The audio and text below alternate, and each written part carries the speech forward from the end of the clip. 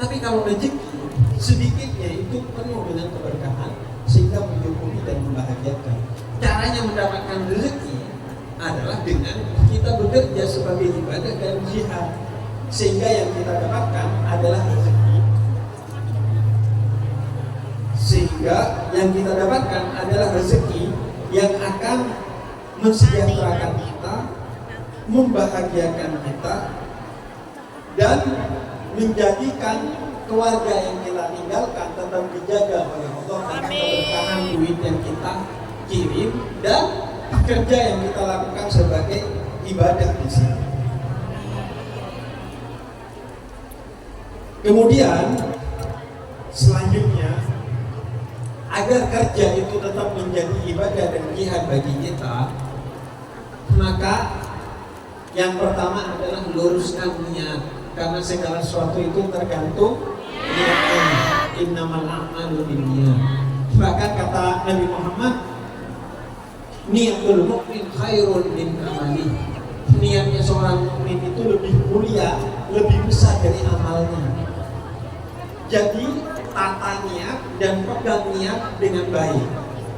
Niat ke sini untuk berjihad, niat ke sini untuk bekerja sebagai ibadah, niat ke sini untuk membahagiakan keluarga, niat ke sini pokoknya untuk membuat segala sesuatu menjadi baik. Orang kalau udah niatnya baik, maka niat itu yang akan menghalangi dia dari segala ketidakbaikan. Contohnya, kalau kita punya niat mau pergi ke pintu itu. Misalnya, kita lagi kebelet di pintu itu ada toilet. Kita berniat pergi ke pintu itu. Maka ini walaupun banyak orang, bisa aja kita lewat. Walaupun malu, tetap kita terobos. Walaupun di kanan kiri ada ini dan itu, tetap kita abai. Karena kenapa? Niatnya udah mau ke sana. Kita kan di sini kan banyak godaannya. Kanan godaan, kiri godaan. Maka tata niat kita. Niatnya apa? Kalau niatnya nggak baik, perbaiki. Setelah itu pegang terus niat. Agar apapun yang ada di kanan dan di kiri kita itu tidak mengubah niat kita, tidak membuat kita lalai dari niat kita. Maka penting untuk memiliki niat yang baik, niat yang tulus, niat yang jernih sesuai dengan yang diajarkan oleh Allah. Dan yang kedua, jauhi yang haram. Karena kenapa?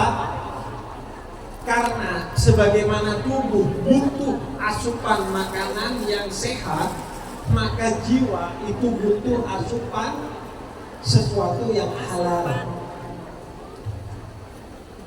Jangan main-main dengan sesuatu yang haram. Karena makanan yang gak sehat aja bikin sakit perut, bikin tubuh rusak. Apalagi makanan yang gak halal, bikin jiwa kita menjadi rusak.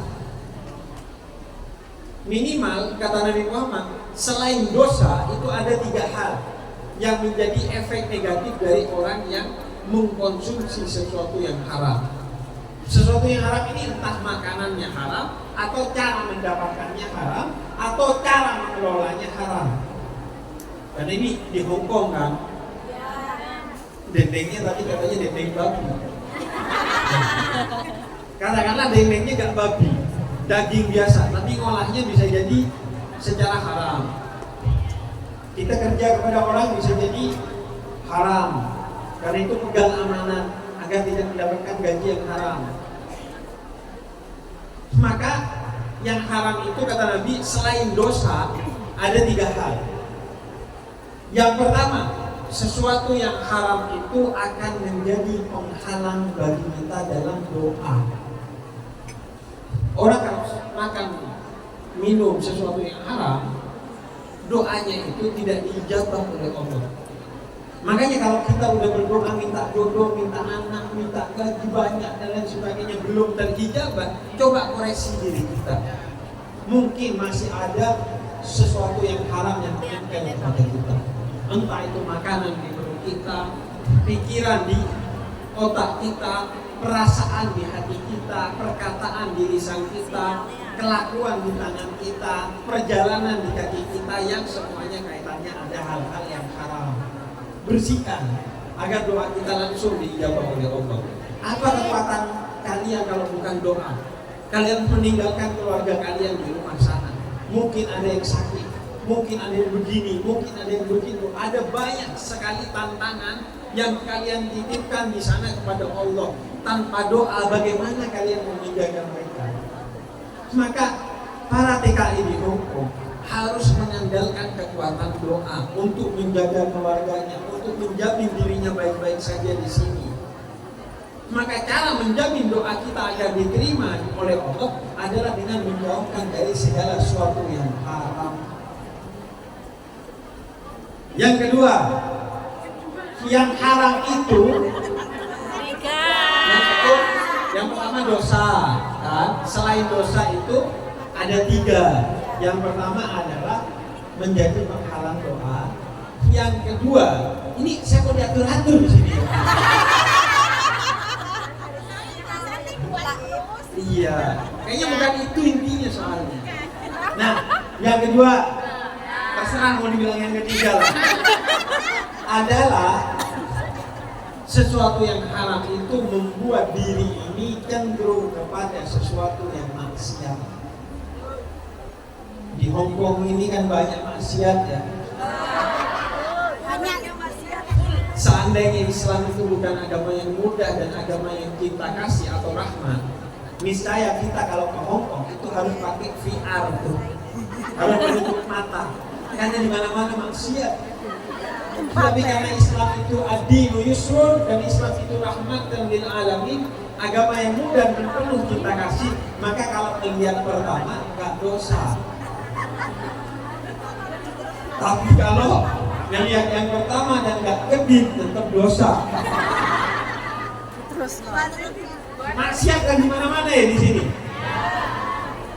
Agar kita tidak condong kepada maksiat itu, lewat di depan kemaksiatan nggak belok, diajak ke kemaksiatan nggak ikut, tapi justru ketika diajak pada kebaikan kita gercep berangkat, maka kuncinya adalah bersihkan diri ini dari segala sesuatu yang haram.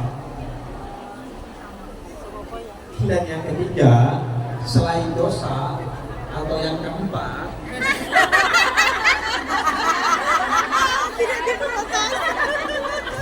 sesuatu yang haram itu bikin kita mudah lupa, pikun. Karena kenapa? Karena Al-Quran bilang la yamassuhu illal mutahharun. Orang itu tidak akan bisa memahami Al-Quran, menghafal Al-Quran, mengingat Al-Quran kalau dia tidak suci dari hal-hal yang haram. Maka orang yang ada hal-hal yang haram pada dirinya, maka dia mudah lupa dan menjadi bodoh. Akhirnya segala keputusannya merugikan dia dan merugikan orang lain, merugikan keluarga, merugikan orang-orang di sekitarnya. Karena kenapa? Karena bodoh. Apa penyebabnya? Karena yang dikonsumsi adalah hal yang haram. Hal yang haram itu merusak jiwa kita. Karena itu, mari kita didik diri kita di sini agar selalu memastikan, pertama, jauhkan diri kita dari hal-hal yang haram. Yang kedua, jalani pekerjaan kita sebagai ibadah dan jihad. Yang ketiga, cintai Hongkong sebagai tanah mukim kita dengan menghormati aturannya, memegang budayanya dan segala sesuatunya yang tidak bertentangan dengan agama kita. Dan yang terakhir, syukuri sebagai TKI di sini karena ada banyak hikmah yang bisa kita dapatkan dari sini. Di antaranya semakin cinta sebagai sesama orang Indonesia, semakin besar pahala dalam menjalankan agama Islam kita, dan semakin mudah toleransi kita kepada orang-orang yang berbeda agama dengan kita dalam ukhuwah insaniyah, persaudaraan kita sebagai sesama manusia. Karena nanti kalau balik ke Indonesia, itu melihat orang Indonesia udah biasa, sehingga persaudaraan sebagai sesama orang Indonesia pun jadi biasa. Tapi kalau di luar negeri, insya Allah persaudaraannya lebih kuat sebagai sesama orang Indonesia ketimbang di Indonesia. Tapi di sini saya masalah sama orang Indonesia. Kalau di sini persaudaraannya segitu, di Indonesia lebih buruk dari itu. Karena isinya orang Indonesia semua. Jadi masalahnya pasti lebih banyak lagi. Karena itu fokuslah untuk menjalani kerja ini ibadah agar jadi rezeki. Dimakan kita jadi berkah, dikirim ke keluarga jadi baik, dikirim ke anak masa depannya jadi cerah. Pokoknya jadi kebaikan bagi kita semua. Pokoknya insya Allah. Ya Allah, ibu-ibu ini orang-orang mulia. Kan saya bilang, ibu itu kerja di rumah aja bukan kerjaannya. Kerja di rumah sendiri aja itu bukan kerjaannya. Tapi ini pergi melewati samudera, terbang dari satu negara ke negara lain, tercerabut dari tanah kelahirannya, pergi ke rumah orang, bekerja di rumah orang dengan segala masalah dan tantangannya untuk orang di rumah kita yang seharusnya orang di rumah kita itu yang bekerja untuk kita. Betapa mulianya. Tahun-tahun lagi. Serius. Bersyukurlah. Demi Allah, Anda ini orang-orang yang mulia. Pokoknya jangan lukai, jangan corek, jangan lukai kemuliaan Anda ini dengan hal-hal yang haram, dengan hal-hal yang maksiat. Pokoknya udah, Anda kerja di sini baik-baik, udah masuk surga. Kerja di sini baik-baik, masuk surga. Karena udah besar itu pahalanya. Apalagi ditambah haji, pasti insya Allah bahagia dunia, selamat nanti di akhirat. Dijaga yang di rumah dengan doa. Doanya biar diterima oleh Allah, jangan maksiat dan jangan mengkonsumsi yang haram. Pastikan semuanya halal. Berat, memang berat, masuk surga berat. Kalau pengen mudah masuk neraka. Memang berat masuk surga. Makanya yang dijanjikan oleh Allah begitu besar, yaitu surganya Allah Subhanahu wa Ta'ala. Nah, itu dari saya. Semoga bermanfaat. Kita akan lanjutkan, silahkan kalau mau bertanya terkait dengan apa yang disampaikan atau tidak terkait dengan apa yang disampaikan, atau bahkan pertanyaan tersesat sekalipun. Silahkan. Mau cerita, mau nanya, apapun pertanyaannya silahkan. Nanti coba kita kaji bareng-bareng. Semoga jadi ilmu bagi kita semua. Amin. Monggo. Oh iya. Nah, ini ada pesan dari Bunda. Tadi kan kita udah ngomongin ya, bahwa ibadah termulia itu adalah sedekah. Jadi ini untuk agar kita bisa ngumpul-ngumpul begini. Terus juga tadi saya juga cerita tentang ini gimana kalau ada teman-teman kita yang punya masalah, entah itu harus keluar malam-malam dari rumah majikannya, harus begini dan begitu. Gimana caranya? Kemudian kata Bunda, kita bikin komunitas-komunitas yang saling mendukung dengan sedekah agar bisa membantu, baik membantu orang yang membutuhkan atau membantu kita bersama untuk bikin acara-acara yang seperti ini. Jadi monggo ibu-ibu, mama, muda-muda, mbak-mbak semuanya semampunya disampaikan sedekahnya. Semoga karena keberkahan sedekah ini jadi kebaikan bagi kita, keluarga kita, suami kita, anak-anak kita, kebaikan di dunia dan kebaikan di akhirat. Sambil silakan yang mau ini buat sedekah, sambil kita nanti tanya jawab. Monggo. Semoga yang terbaik dan semoga apa yang panjenengan tempuhnya tas hijau mendapat berkah, ikhlas. Yang terbaik, yang terbanyak yang terbaik, karena sedekah panjenengan mudah-mudahan menambah rezeki lancar panjenengan, mudah-mudahan dibaikan majikannya, dijaga keluarganya dengan sedekah. Dengan sholawatan, sholawat Jibril, Mbak Tia, sholawat Nabi Muhammad. Allah